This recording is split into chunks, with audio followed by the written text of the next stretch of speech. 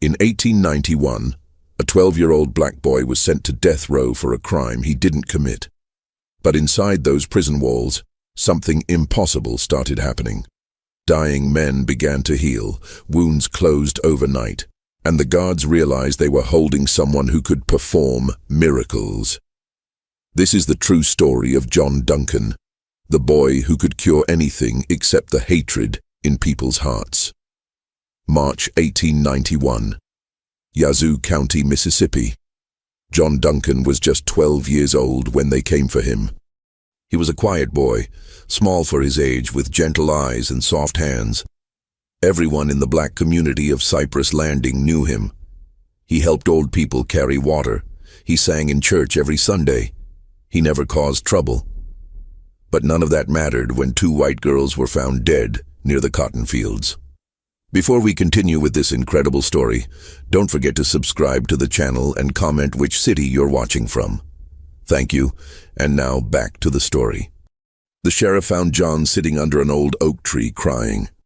His hands were dirty with soil. Next to him, the two girls lay on the ground, wildflowers placed carefully in their small hands. Their white dresses were stained with dried blood. John tried to explain. He said he found them like that, already dead.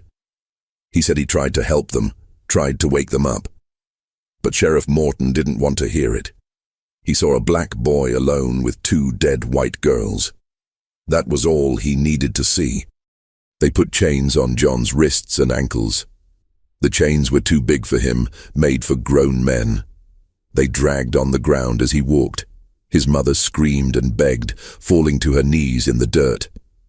His father tried to step forward, but two deputies pushed him back hard.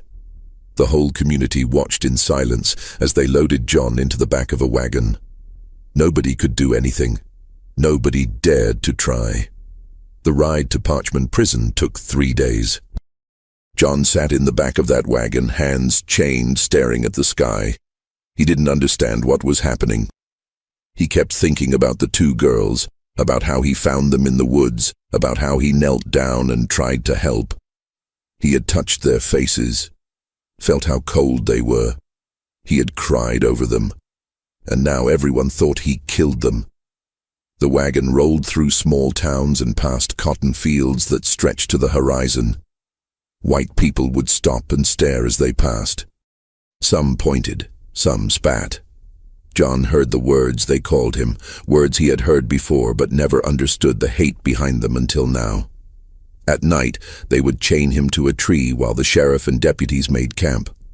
John would lie on the hard ground, looking up at the stars, wondering if he would ever see his family again. On the second day, they stopped at a small town to buy supplies. A crowd gathered around the wagon, men in dirty work clothes, women in long dresses. Children no older than John himself. They all wanted to see the boy who killed the white girls. Someone threw a rock that hit John in the shoulder. Someone else threw rotten fruit. Sheriff Morton had to fire his gun in the air to make them back away. But John saw the hate in their eyes. He understood then that he was already dead. The hanging would just be a formality. When they arrived at Parchman, the guards looked surprised. They were expecting a man, not a child. The prison was a brutal place, built to hold the worst criminals in Mississippi. It was a massive farm where prisoners worked the fields in chains, breaking their backs under the hot sun. The death row section was separate, a long building with small cells where men waited to hang. Deputy Warden Thomas Mitchell was the first to really look at John. Mitchell was 45 years old, a tall man with gray hair and tired eyes. He had worked at Parchman for 15 years and thought he had seen everything. But when they brought John Duncan into his office, still in chains, Mitchell felt something twist in his chest. This was a child. A scared, confused child who should be playing with friends, not sitting in chains waiting to die. Mitchell read the charges slowly, hoping somehow they would change as he read them. Murder of 2 white girls, ages 9 and 7. The evidence was simple and damning. John was found with the bodies. His hands had blood on them. There were no other suspects. The trial had lasted less than 2 hours.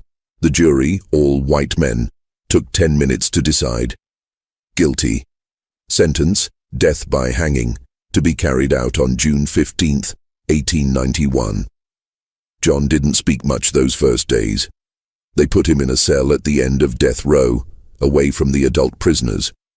The cell was 6 feet by 8 feet, with a metal cot, a bucket for waste, and nothing else. The walls were stone, cold and damp, even in the warm spring air. A single barred window sat high up on one wall, too high for John to see out of. At night, John could hear the other prisoners talking, cursing, crying. Some of them screamed in their sleep. The sound of chains dragging on concrete never stopped. There were 7 other men on death row. Most of them were white. They had killed in bar fights, or robbed and murdered travelers, or done things even worse. At first they didn't pay much attention to the new arrival, but when they realized it was a child, a black child at that, some of them started calling out to him, asking what he did, making jokes. Some were cruel, some were curious. One old man named Henry Walsh, waiting to hang for killing his business partner, told the others to leave the boy alone. Walsh had grandchildren about John's age. Mitchell assigned guard Paul Hendricks to watch over the death row section. Hendricks was a hard man, 38 years old, with scarred knuckles and a face that rarely smiled. He had fought in bar rooms and back alleys most of his life. He came from nothing, grew up rough, learned early that the world didn't give you anything for free. He didn't like his job much, but it paid better than field work and kept him out of the sun. When Mitchell told him about the boy, Hendricks just shrugged. He didn't care who was in the cells as long as they stayed quiet and didn't cause trouble. But Hendricks found himself watching John more than he expected to. The boy was so small in that cell. He would sit on his cot with his knees pulled up to his chest, arms wrapped around his legs, staring at nothing. Sometimes Hendricks would hear him singing quietly, old church songs that Hendricks recognized from his own childhood before life beat the religion out of him.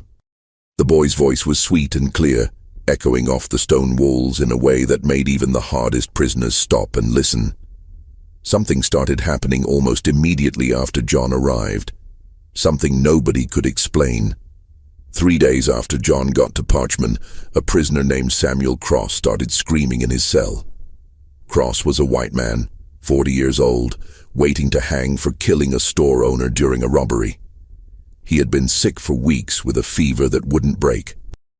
The prison doctor, an old drunk named Foster who barely knew medicine, said it was probably pneumonia and there wasn't much they could do. In 1891, pneumonia was a death sentence more often than not. That night, Cross's screaming got so bad that Hendricks went to check on him. The man was burning up, shaking violently, barely breathing. His skin was pale as paper and slick with sweat. His eyes were rolled back in his head. Hendricks figured he would be dead by morning. Maybe that was a mercy. Better than hanging. He walked past John's cell on his way back to his post, and the boy was standing at the bars, watching with those big, sad eyes. His small hands gripped the metal bars tight. Hendricks stopped. "What are you looking at, boy?" John didn't answer right away. Then he said softly, "That man is real sick. He's scared." Hendricks grunted. "Yeah, well, he's dying. Nothing to be done about it." John kept staring toward Cross's cell. "Maybe there is," he whispered, so quiet Hendricks almost didn't hear it. The next morning, Samuel Cross was sitting up in his bed, eating the awful prison breakfast like it was a feast. The fever was gone. His breathing was normal. His color was back. He said he felt better than he had in months. Actually, he said he felt better than he had in years. The pain in his joints that had bothered him for a decade was gone. The constant headache he lived with had vanished. He felt strong and clear and new. The prison doctor came to examine him and couldn't find anything wrong. It was like the sickness had never existed. Foster scratched his head and muttered about miracles and checked Cross 3 more times to make sure. The other prisoners heard about it and talked among themselves. Some said Cross was faking, that he was never that sick to begin with. But Hendricks had seen him. The man had been dying. There was no question about it. Hendricks thought it was just luck. Sometimes people got better on their own. The body was strange like that, unpredictable. He had seen men survive things that should have killed them, and seen men die from small wounds that seemed like nothing. But then it happened again. A week later, another prisoner named James Wilson cut his hand badly on a piece of broken metal he was trying to shape into something useful. Prisoners weren't supposed to have metal, but they always found ways. The wound was deep, bleeding heavy down to the bone. The doctor stitched it up with thick black thread, but said it would probably get infected. Back then, infections killed people all the time. There were no antibiotics, no real medicine. A bad cut could mean death, especially in a place as dirty as a prison. Wilson's cell was 2 down from John's. That night, Hendricks heard Wilson groaning in pain. He went to check and found the man holding his bandaged hand, rocking back and forth. The bandage was already soaked through with blood. Hendricks gave him some whiskey to help with the pain and left. When he came back an hour later to check again, John was standing at his cell bars, staring in Wilson's direction. His small hands were gripping the metal bars so tight his knuckles were white. Sweat stood out on the boy's forehead even though the night was cool. The next morning, Wilson unwrapped his bandage to change it. The wound was healed, not healing, healed. The stitches were still there, but the skin around them was pink and new, like the cut had happened weeks ago instead of yesterday. Wilson showed everyone who would look, holding his hand up to the bars. The prison doctor examined it carefully and had no explanation. He wrote in his report that he must have been mistaken about how deep the cut was. But Hendricks had seen it. He knew how bad it was. Hendricks started to notice a pattern. Every time someone got sick or hurt on death row, they got better. And every time it happened, that boy John was standing at his bars, watching, or sometimes lying on his cot with his eyes closed and his hands pressed together like he was praying. A prisoner with a rotten tooth that had been causing him agony for months woke up one morning pain-free, the tooth somehow saved. A man with terrible stomach cramps that lasted for days suddenly felt fine. A guard who twisted his ankle badly walking down the stairs could walk normally the next day. It all started after John Duncan arrived. Mitchell noticed it too. He was a careful man, trained to see patterns, to notice when things weren't right. He started keeping records, writing down every incident in a leather notebook he kept locked in his desk. A prisoner's name, what was wrong with them, when it got better, and whether John had been nearby. The pattern became impossible to ignore. One night Mitchell went down to death row alone. It was late, past midnight. Most of the prisoners were asleep. The only sound was snoring and the occasional cough. He walked slowly to John's cell, his boots echoing on the stone floor. He found the boy sitting on his cot, knees pulled up to his chest, staring at the wall. John looked up when he heard footsteps. His eyes were red like he had been crying. Mitchell pulled up a stool and sat down outside the cell bars. For a long time, neither of them spoke. Then Mitchell asked him directly, keeping his voice low so the other prisoners wouldn't hear. "Son, are you doing something to these men? Are you helping them somehow?" John didn't answer right away. He looked down at his hands, turning them over slowly, studying his palms like they belonged to someone else. Then he nodded once. Mitchell felt his heart beat faster. He had suspected it, but hearing the boy confirm it made it real. How?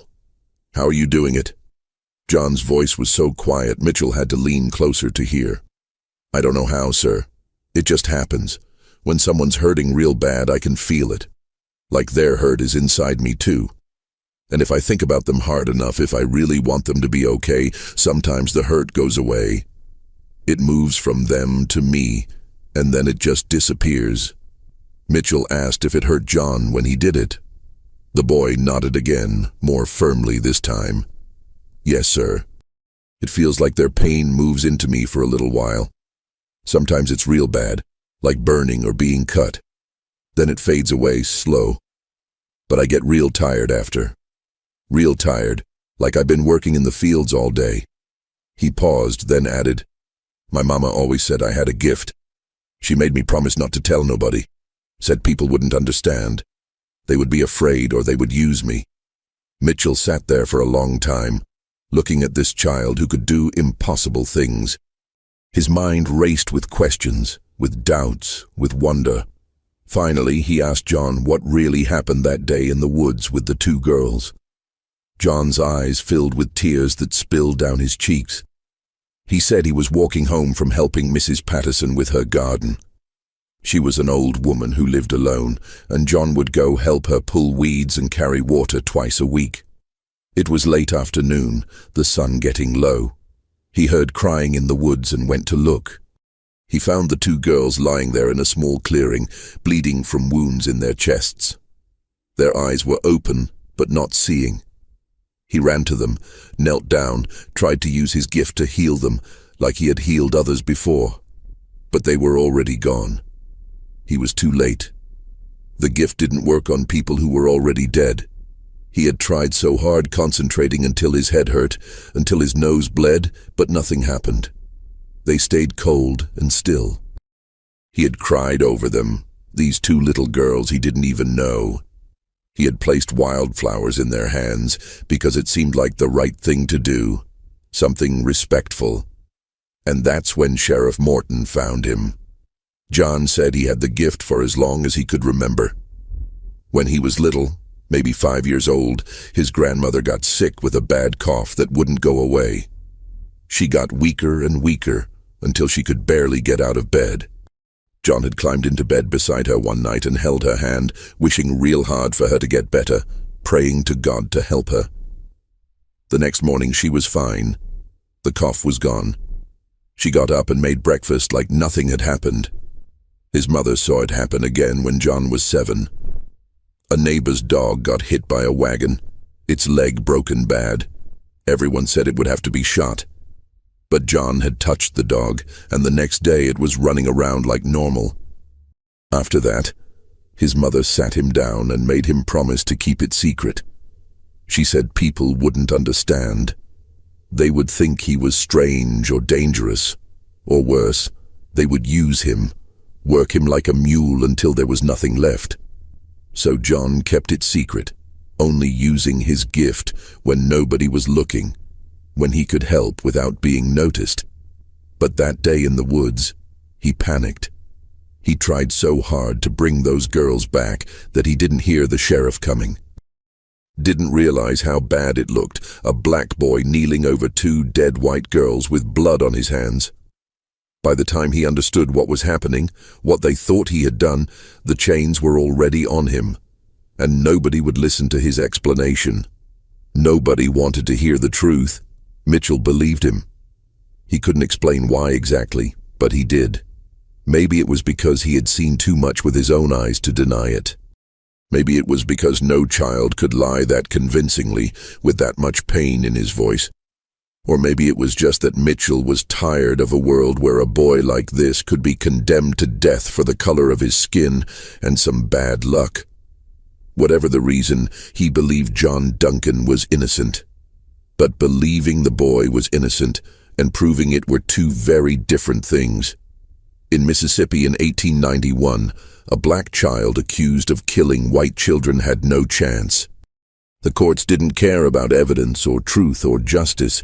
They cared about keeping white people happy and keeping black people afraid. The system was built to work this way, designed from the ground up to destroy people like John Duncan. Word about John's gift started spreading through the prison. At first it was just whispers, prisoners talking quietly through the walls at night when the guards weren't paying attention.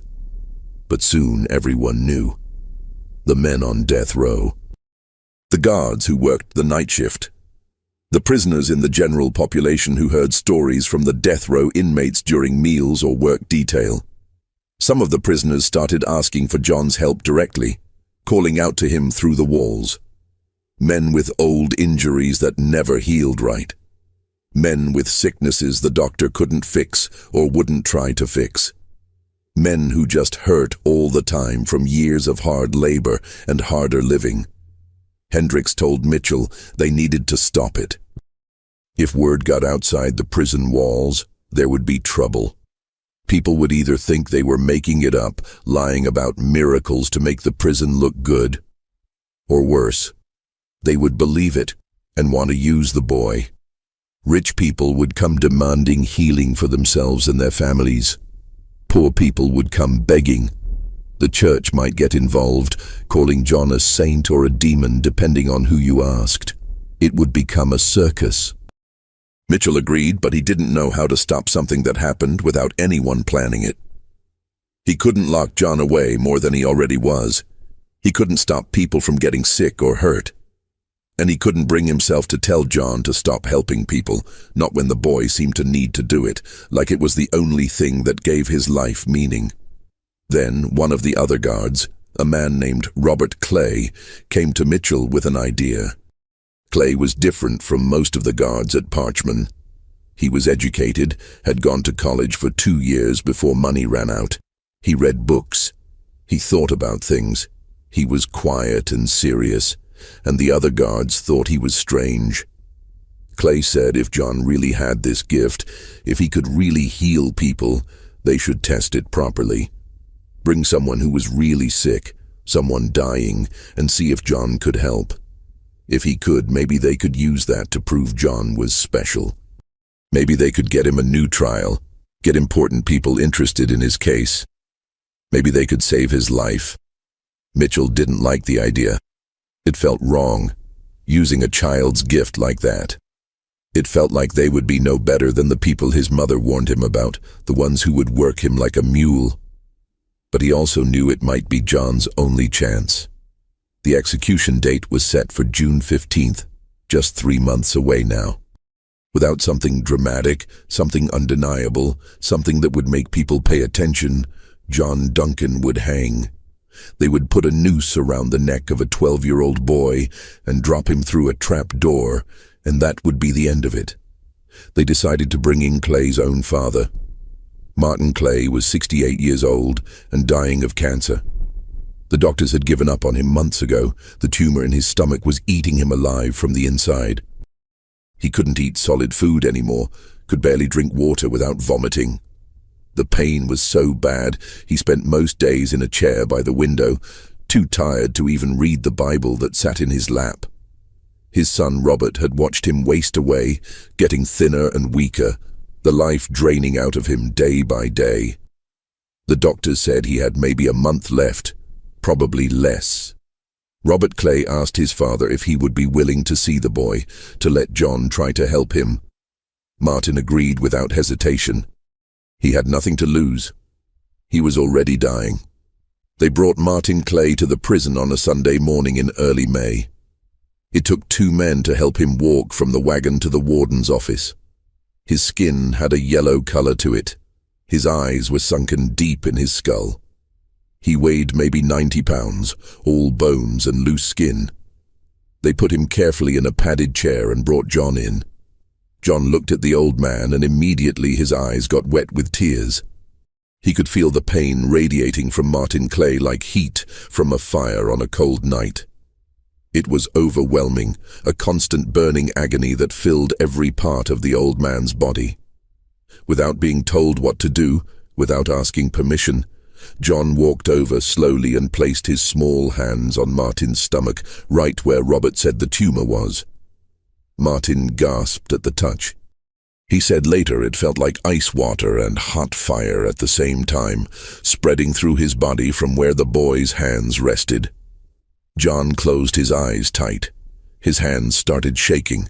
Sweat broke out on his forehead and ran down his face. His breathing became fast and shallow. Everyone in the room watched in complete silence. Mitchell stood by the door. Robert Clay stood behind his father's chair. Hendricks was there too, along with 2 other guards who had come to see for themselves. Nobody moved. Nobody spoke. The only sound was the old man's breathing and a soft humming sound that seemed to come from John himself. After about 5 minutes that felt like 5 hours, John pulled his hands away suddenly and stumbled backward. Mitchell caught him before he fell. The boy was pale as milk, breathing hard, looking like he might pass out or throw up or both. Mitchell helped him to a chair and made him sit down. John's nose was bleeding, a thin line of red running over his lip. His hands were shaking so bad he couldn't hold them still. Martin Clay sat very still for a moment, his eyes wide. Then he took a deep breath, deeper than he had been able to breathe in months. He put his hand on his stomach, pressing gently where the tumor had been. The constant, terrible pain that had lived there for so long was gone. Just gone. Like it had never existed. He looked at his son with tears running down his face. "Robert," he whispered, his voice stronger than it had been in weeks. "It doesn't hurt anymore. Robert, it doesn't hurt." Over the next week, Martin Clay got stronger. Not all at once, but steady and sure. He started eating again, small amounts at first, then more. The yellow color left his skin. He could walk without help. He spent time in his garden again, something he thought he would never do. When his doctor examined him 2 weeks later, the man was speechless. He checked Martin 3 times, not believing what he was seeing. The tumor was smaller, much smaller. A month after that, when the doctor checked again, it was gone completely. Vanished. The doctor called it a spontaneous remission, extremely rare but medically documented in a few cases throughout history. But Martin Clay knew the truth. That boy had saved his life. That boy had given him back his future. Robert Clay became John's most devoted defender after that. He started gathering evidence with the determination of a lawyer building a case. He talked to people in Cypress Landing, John's home community. He found witnesses who remembered seeing John at Mrs. Patterson's house that afternoon. He found Mrs. Patterson herself, who confirmed that John had helped her in her garden and left just before the girls were killed. He discovered that the 2 girls had been seen with a white man earlier that day, a drifter who had been working odd jobs around the county. Several people remembered him because he was strange and unfriendly, made people uncomfortable. That man had left town the day after the girls died, and nobody knew where he went. Clay wrote letters to lawyers in Jackson, in Memphis, in New Orleans. He wrote to newspapers, trying to get them interested in the story. He wrote to ministers and church leaders, thinking they might care about a boy who could heal. He even wrote to the governor, though he didn't expect anything to come from that. He used his own money, what little he had, to pay for a private investigator to try to track down the drifter. He did everything he could think of to build a case for John's innocence, to give him a chance. But the system didn't want to listen. The local judge refused to reopen the case. He said the trial was fair and the verdict was final. The newspapers wouldn't print stories defending a black boy accused of killing white children. Most of them wouldn't even respond to Clay's letters. The few that did respond said it wasn't news, or it wasn't appropriate, or they didn't have space. The lawyers Clay contacted said there was nothing they could do. The case was closed. Some were honest about it, told him straight that even if John was innocent, even if he could perform miracles and heal the dead, it wouldn't matter. The people wanted someone to hang for those dead girls, and John Duncan was who they had chosen. That was how justice worked in Mississippi. That was how it had always worked. As spring turned to summer, more people started coming to see John, despite Mitchell's efforts to keep it quiet. Guards brought family members who were sick. A few prisoners who were about to be released told their families about the boy. Word spread through the surrounding counties. Soon, Mitchell had to turn people away almost every day. People showed up at the prison gates asking to see the miracle boy. Some offered money, some begged, some demanded, saying it was their right as taxpayers or Christians or human beings. It was becoming impossible to keep secret. John helped everyone he could, everyone they brought to him. a woman with terrible arthritis who hadn't been able to use her hands in years. She came in crying from pain and left crying from joy, flexing her fingers that worked like new.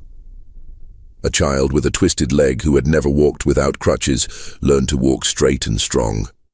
A man going blind from cataracts who could barely see light and shadow could suddenly see clearly, see his wife's face for the first time in years. Every healing left John weaker, more tired, his small body taking on damage it wasn't meant to carry. But he never said no. He never refused. Mitchell noticed the boy was getting thinner, the dark circles under his eyes growing deeper and darker. Hendricks, the hard guard who never cared about much, who had spent his life looking out for himself and nobody else, started bringing John extra food. Bread from his own table, an apple or piece of chicken saved from his dinner. He would sit outside the cell at night, long after his shift ended, and talk to the boy. At first, John didn't talk much, just listened while Hendricks told stories about his life, about growing up poor and mean, about all the stupid things he had done. But slowly, John started opening up too. He told Hendricks about his life before all this happened, about his parents, his father who worked at the mill and his mother who took in washing, about his little sister Ruby, who was only 7 and liked to sing, about going fishing in the creek with his father on Sunday afternoons, the water cool and clear and full of small fish that flashed silver in the sun, about helping his mother hang laundry and listening to her hum old songs, about playing with other children, running through the woods, climbing trees, normal things that seemed like they happened 100 years ago instead of just a few months. John told him about church, how he loved the singing most of all, how the whole community would gather on Sunday mornings in the small wooden church that smelled like pine and old hymn books, how the music would rise up and fill the space, all those voices joining together, and for a while everything felt right and good and safe. He said he missed that most, the singing, the feeling of being part of something bigger than himself. One night, Hendricks asked John why he kept helping people when it hurt him so much, when it made him so tired and weak. John thought about it for a long time, sitting there in his cell with his knees pulled up. Then he said it was because he could. Because God or nature or something gave him this gift, and if he didn't use it to help people, what was the point? What was the point of having it at all? He said being able to take away someone's pain, even for a little while, even if it cost him something, was worth it. It made him feel like his life mattered, like he was here for a reason.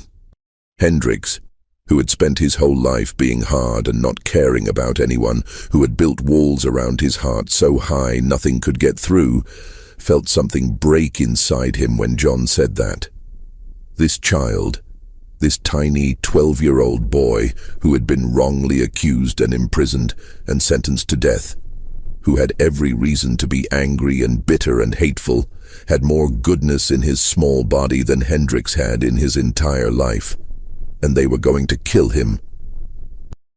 They were going to put a rope around his neck and drop him through a floor and kill him for something he didn't do.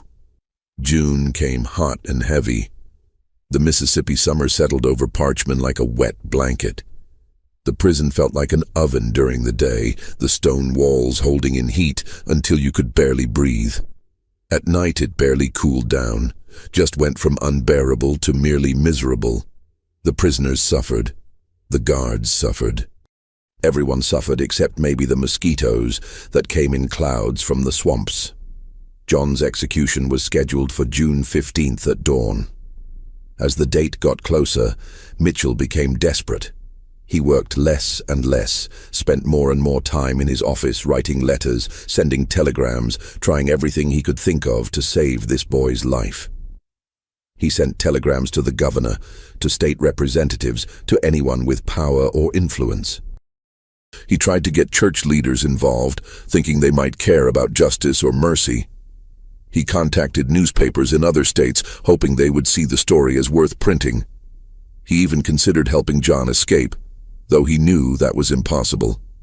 A black child on the run in Mississippi wouldn't last a day. They would find him and probably kill him on the spot, and that would be that. At least now John was alive. At least he had a few more days. Robert Clay was at the prison almost every day now. He had left his job to focus on saving John full-time. His wife thought he was crazy, spending their savings on a lost cause, but she didn't try to stop him. Clay's father, Martin, came with him sometimes, still strong and healthy, living proof of what John could do. They would sit with John, talk to him, try to keep his spirits up. But even they could see the boy was fading. The healings were taking more and more out of him. He was so thin now his bones showed through his skin. His eyes seemed too large for his face. The night before the execution, something happened that changed everything. One of the guards, a young man named Billy Porter, was working the night shift. Porter was only 22, new to the job, still trying to prove himself to the older guards. He was walking past the cells around midnight, checking on the prisoners like he was supposed to, when he heard a sound from the direction of the warden's office. It was late, way past midnight, and nobody should have been there. The warden had gone home hours ago. Mitchell usually left by 10. Porter went to investigate, his hand on the club at his belt. He walked slowly down the corridor toward the office, listening. He heard voices, angry and raised. He couldn't make out the words, but he could hear the emotion. When he got to the office door, which was slightly open, he peeked through. Inside, he saw Deputy Warden Mitchell sitting at his desk. Standing in front of the desk was Robert Clay, and he was holding a gun. Porter froze, not sure what to do. He heard Clay shouting at Mitchell, saying he had to help John escape, that it was the only way. Mitchell was shaking his head, saying it was impossible. They would both hang for it, and John wouldn't get 10 miles before they caught him. Clay was crying, waving the gun around. He said he didn't care anymore, that he couldn't stand by and watch them kill an innocent child, that he would rather die trying to save him than live knowing he didn't try. Porter should have gone for help. That's what he was trained to do. But he was young and scared and didn't know what to do. He stood there frozen, watching through the crack in the door. He saw Clay and Mitchell arguing, saw Mitchell stand up and try to reach for the gun. They struggled, and then the gun went off. The sound was impossibly loud in the small office. Mitchell fell back into his chair, blood spreading across his chest. Clay stood there staring at the gun in his hand like he couldn't believe what just happened. Then he dropped it and ran, pushing past Porter in the doorway and disappearing into the night. Porter stood there for a few seconds in shock. Then he started shouting for help.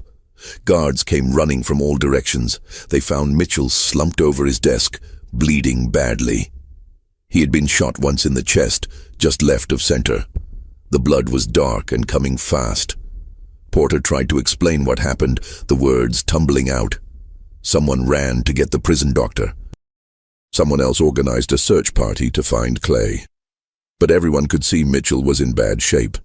Real bad. They brought Mitchell down to the prison doctor's office, 4 men carrying him as gently as they could. The doctor, old Foster, with his shaking hands and whiskey breath, took one look at the wound and shook his head. The bullet had gone through Mitchell's lung. He was drowning in his own blood, choking on it. His breathing was wet and rattling. His skin was turning gray. Foster said there was nothing he could do. Mitchell would be dead within the hour, maybe less. The nearest real hospital was 2 days away by horse and wagon. There was no time. There was nothing anyone could do. Hendricks stood there, watching his boss and friend dying, blood bubbling from his lips with each shallow breath. And suddenly he knew what had to be done. He didn't think about it, didn't plan it, just acted. He ran down to death row, his boots pounding on the stone floor. He grabbed the keys from the wall and unlocked John's cell. John was awake, sitting on his cot, looking scared. He had heard the gunshot, heard the shouting. Hendricks grabbed the boy's arm and pulled him up. "Come with me, now."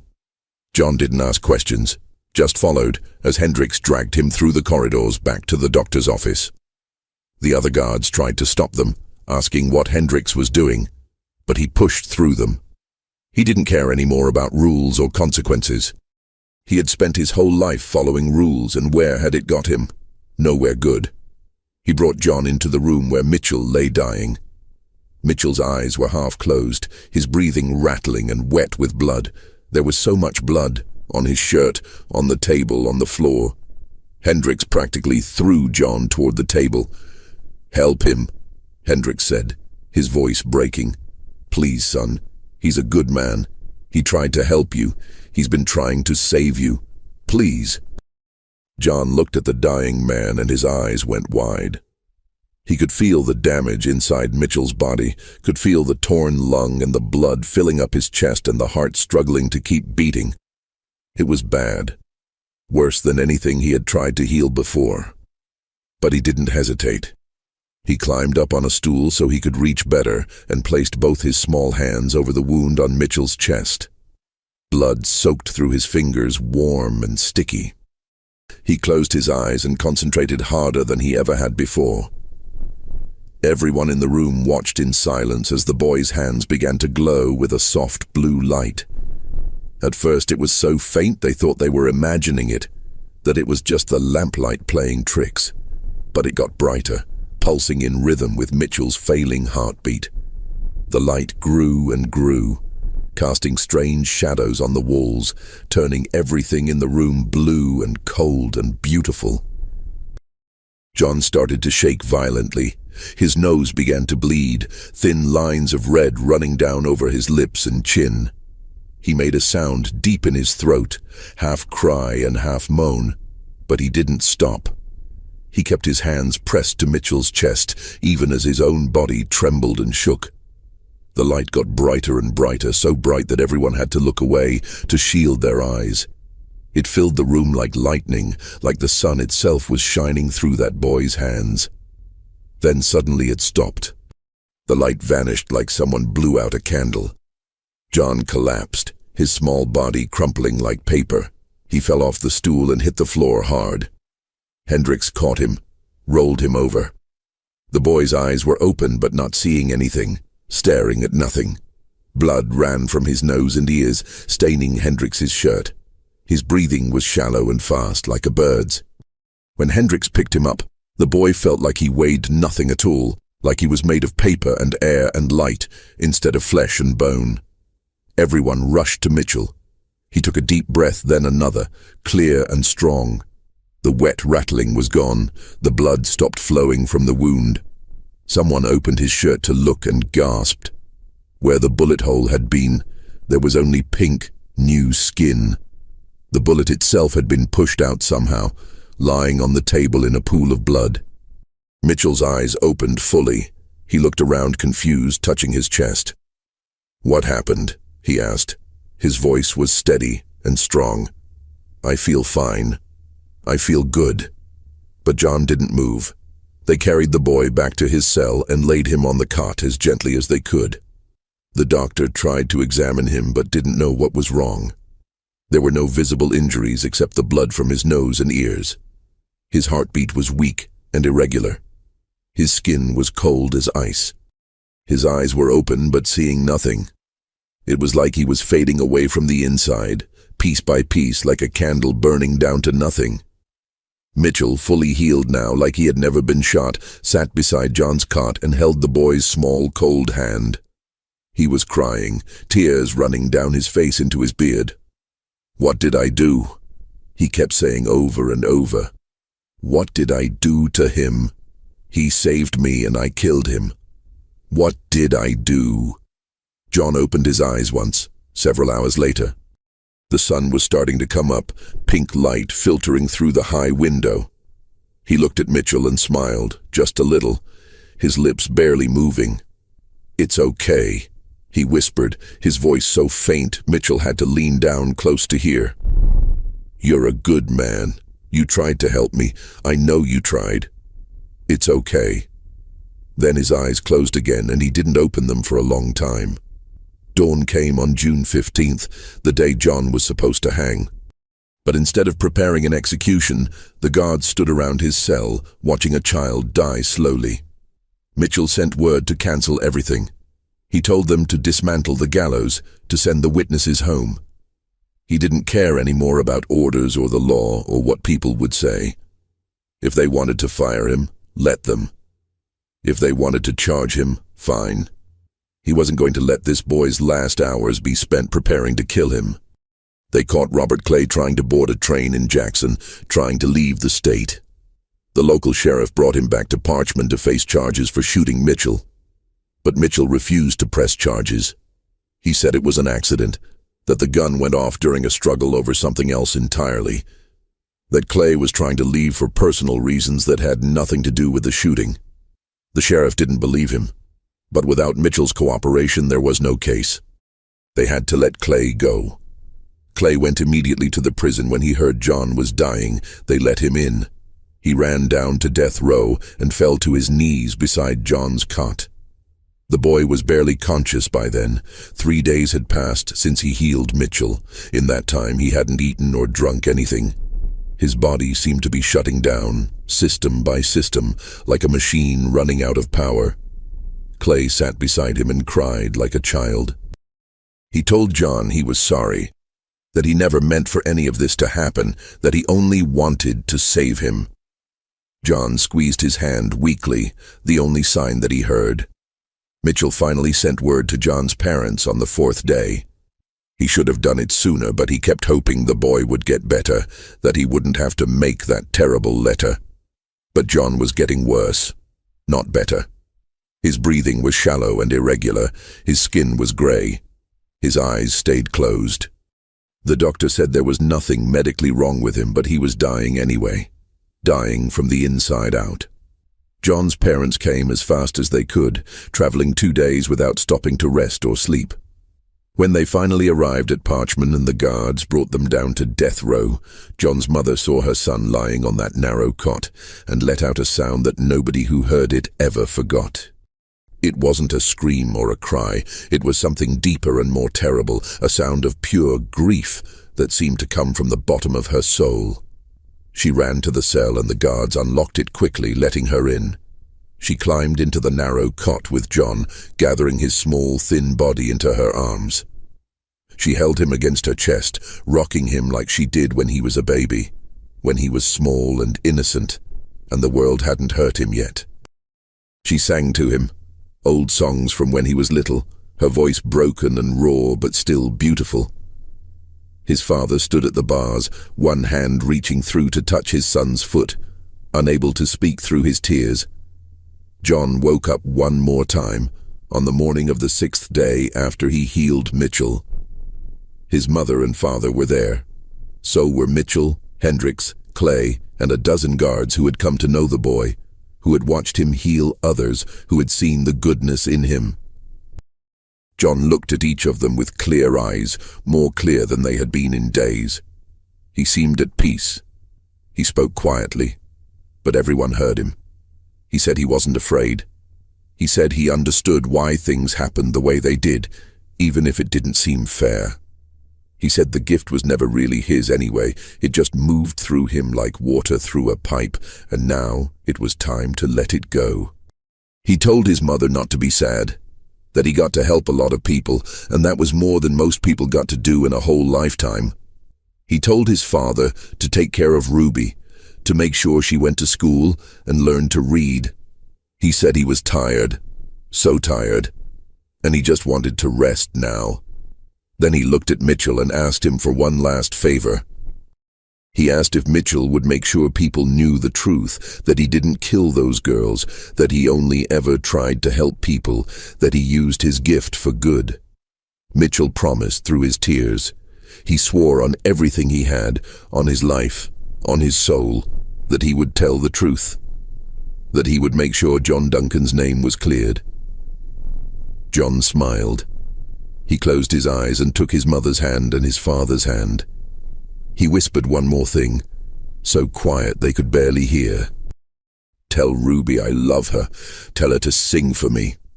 And then he was gone. Just like that, gentle and quiet, like falling asleep. His breathing stopped. His heart stopped. The life left his body, and he was at peace. John Duncan died at 10 in the morning on June 18th, 1891. He was 12 years old. He had lived in that prison cell for exactly 3 months and 1 week. The official cause of death was listed as heart failure by the prison doctor, who had no other words for what happened. But everyone who was there knew the truth. John had given everything he had to heal others. He had burned himself out like a candle, using up every bit of light inside him until there was nothing left. He had saved so many people that he couldn't save himself.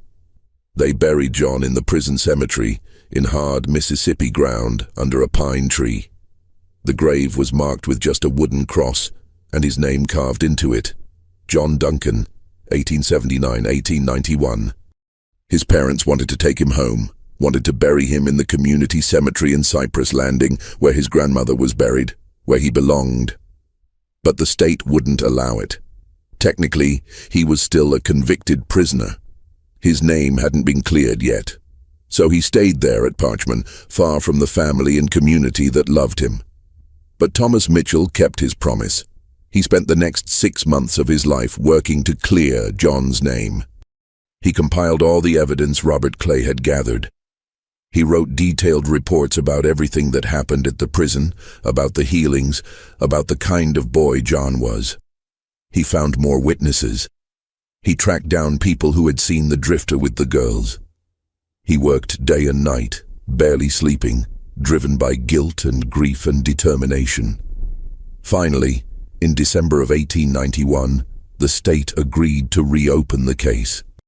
With all the new evidence, with multiple witnesses, with the pressure Mitchell and Clay had brought to bear, they couldn't ignore it anymore. A new hearing was held. The judge reviewed everything, and on Christmas Eve, 1891, John Duncan was officially declared innocent. His conviction was overturned. The state admitted quietly and without much fanfare that they had executed the wrong person. Well, they hadn't executed him, but they had killed him just the same. The real killer was never found. Some old folks in Cypress Landing said years later that a drifter named Samuel Pruitt confessed on his deathbed in Texas to killing 2 girls in Mississippi back in 1891. But by then it didn't matter much. The damage was done. John was dead. His family was destroyed. Nothing could bring him back or undo what happened. Word spread about what John could do and what happened to him. Newspapers finally picked up the story after his death, once it was safe, once it couldn't help him anymore.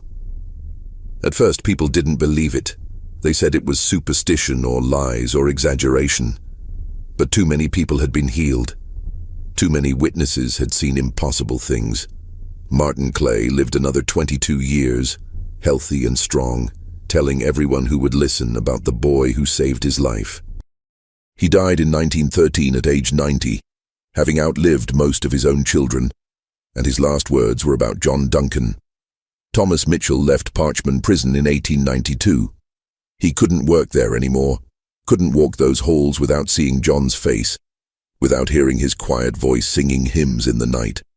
He spent the rest of his life working for prison reform, trying to change a system that would condemn a child to death based on nothing but skin color and bad luck. He gave speeches, wrote articles, lobbied legislators. He became known as a voice for justice, though he always said he was just trying to make up for his failure to save one boy. He died in 1935 at age 79, and they say his last words were an apology to John Duncan. Paul Hendricks left Parchman too, a few months after Mitchell. He moved north to Ohio, as far from Mississippi as he could get while staying in the country. He became a different kind of man there, softer, kinder, more patient. He volunteered at a children's hospital, reading to sick kids, bringing them toys. He never married, never had children of his own. People who knew him in Ohio would have been shocked to learn about his past, about the hard, mean man he used to be. He died in 1921, and in his will he left everything he had to organizations that helped sick children. It wasn't much money, but it was everything he had. Robert Clay never forgave himself for what happened to Mitchell and, indirectly, to John. He fell into depression after John's death, barely able to function. His wife left him, taking their children, unable to watch him destroy himself. He lost his job, then his house. He ended up living in a boarding house, doing odd jobs to survive. But he kept John's memory alive. He wrote a book about him, published in 1895, called The Healing Boy of Parchman. It didn't sell many copies, but the people who read it were moved by it. Clay died in 1903, probably from drinking too much alone in that boarding house. They found John's photograph on his bedside table. John's mother died 3 years after her son, in 1894. People said it was pneumonia, but everyone knew it was really a broken heart. She never smiled again after John died. She stopped singing. She stopped going to church. She just faded away slowly until there was nothing left. John's father lived longer but was never the same. He became quiet and distant, working at the mill but not really living. He died in 1906. Ruby, John's little sister, grew up and moved north to Chicago. She became a teacher, married a good man, had children of her own. She named her first son John, and she told him stories about his uncle who could work miracles. When Ruby died in 1957 at age 73, she was buried with a photograph of her brother that she had carried with her whole life. Over the years, people started visiting John's grave at Parchman. At first, just a few people, family members or people from Cypress Landing who remembered him. Then people who had heard the stories. Then people who had been healed by him, or children and grandchildren of people who had been healed. They brought flowers. They brought prayers. They brought small tokens, things John might have liked. Some brought their sick children and prayed over the grave, hoping for healing even though John was long gone. They said sometimes they felt a warmth in the air around the grave, like John was still there somehow, still trying to help. The wooden cross rotted away after a few years, weathered by sun and rain. Someone from the community replaced it with a stone marker in 1895. Then in 1910, someone else paid for a proper headstone made of marble. It had an inscription that read, John Duncan, 1879-1891.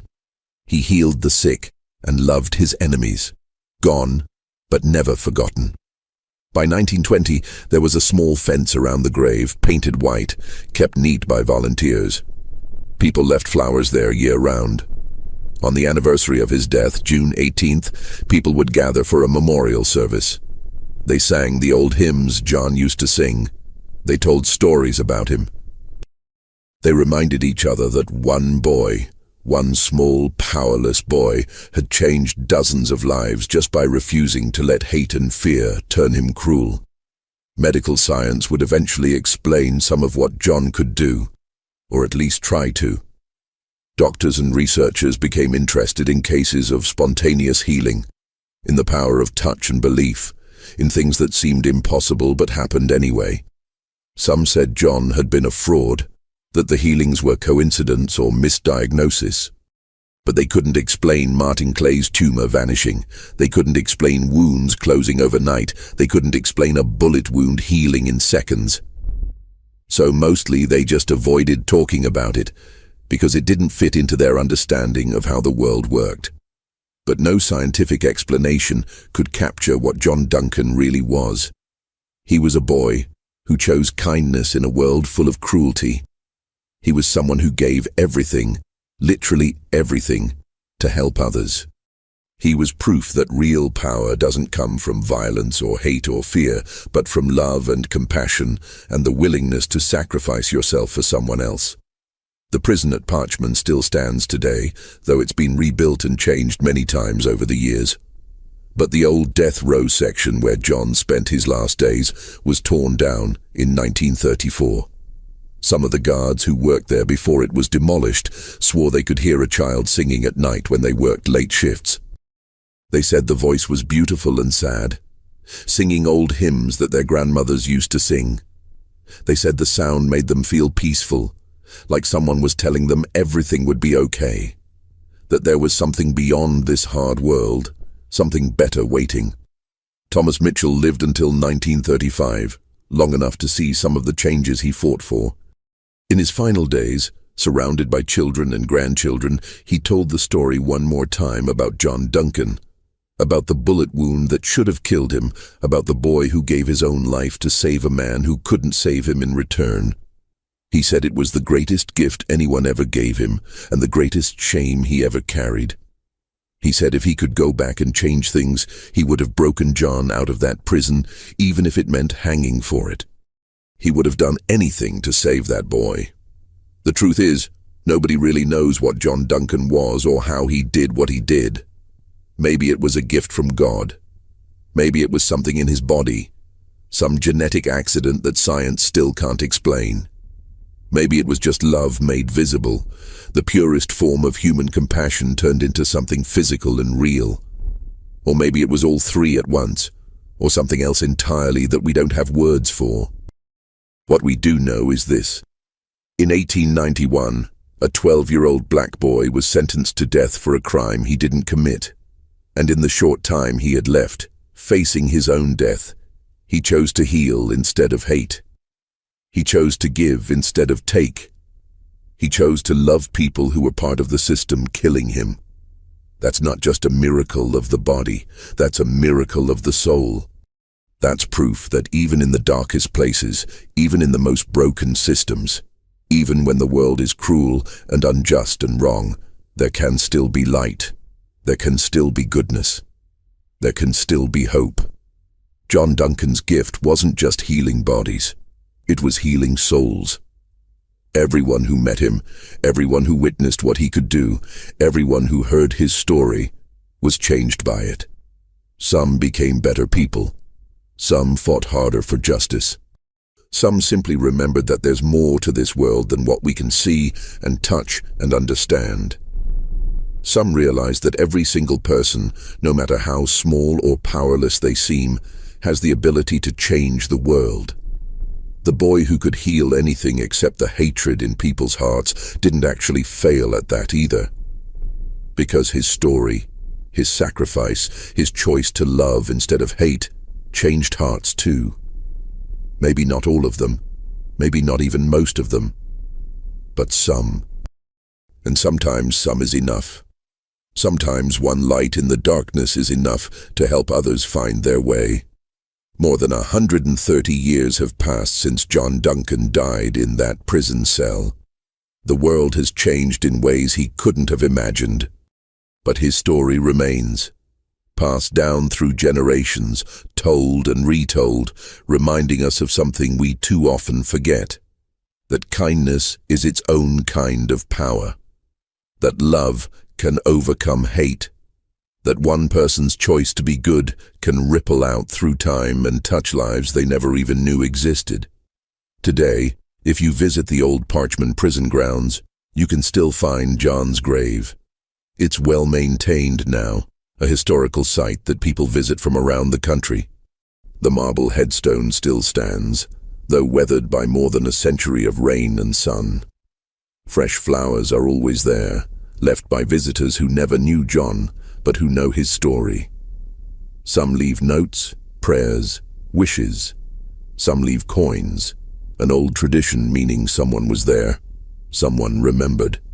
Some just stand there for a while, quiet, thinking about a boy who died more than 100 years ago but whose light still shines. And if you stand there long enough, quiet enough, some people swear you can feel something.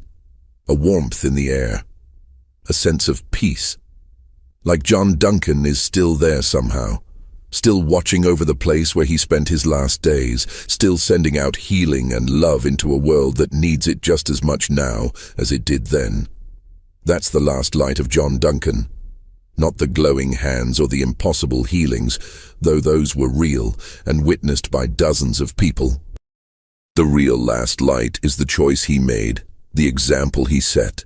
The reminder he left us that we always have a choice about who we want to be and how we want to treat others.